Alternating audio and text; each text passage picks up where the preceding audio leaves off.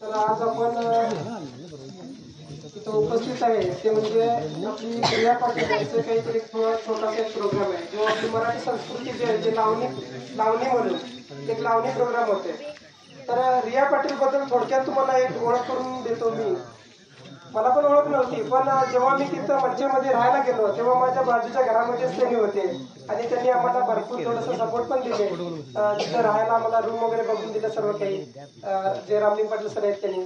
आणि नंतरला समजलं की रिया पाटील ही, मला वाटलं की बेळगावची मच्छेची वगैरे असेल, पण शेवटी आम्हाला कळलं की रिया पाटील आमच्या खानापूर तालुक्याचे आहे आणि या बांबाडे गावातून आहे। हे आपलं बांबाडे गाव आहे ना, इथूनच आहे त्यांनी पण।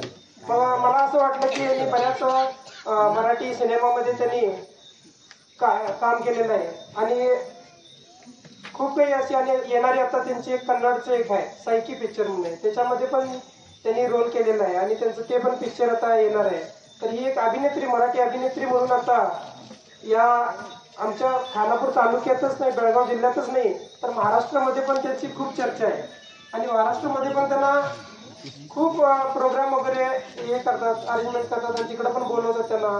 इथंच आपल्या खानापूरच्या लोकांना जास्त माहिती नाही की आपली एक मुलगी सिनेमामध्ये काम करते, एक अभिनेत्री आहे म्हणून।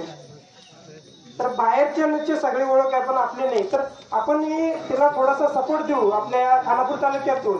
तर प्रत्येकाला आपापल्या माध्यमातून काहीतरी घडायला एक आवड असते, त्यासाठी त्यांनी पण एक सिनेमा सृष्टीमध्ये एक आवड निर्माण केलेली आहे। तर त्यांना पुढेही आपण थोडा सपोर्ट देऊन या तालुक्यामधून थोडंसं पुढे हे करून जाऊ। आणि आज तुमच्या गावामध्ये आलेले आहे ते म्हणजे ती पहिलीच वेळ आलेली आहे तुमच्या गावामध्ये, ते पण एक तुमचं एक भाग्य आहे की त्यांनी इथपर्यंत आलेले आहेत। आणि रात्रीचा फोन आलेला, त्याच्यानंतर मी त्यांच्याशी बोललो आणि त्यांना दुसरीकडे काम होतं तरी सुद्धा सोडून माचीगड म्हणून इकडे एक वेळ येऊन भेट देऊन जाऊया म्हणून आलेले आहे। तर अशा या रिया पाटीलला पण आपण खूप शुभेच्छा देऊ की पुढील काही याच्यामध्ये पण मोठमोठ्या सिनेमामध्ये काम करावं आणि काहीतरी थोडंफार आमच्या या तालुक्याचं नाव रोशन करायचं।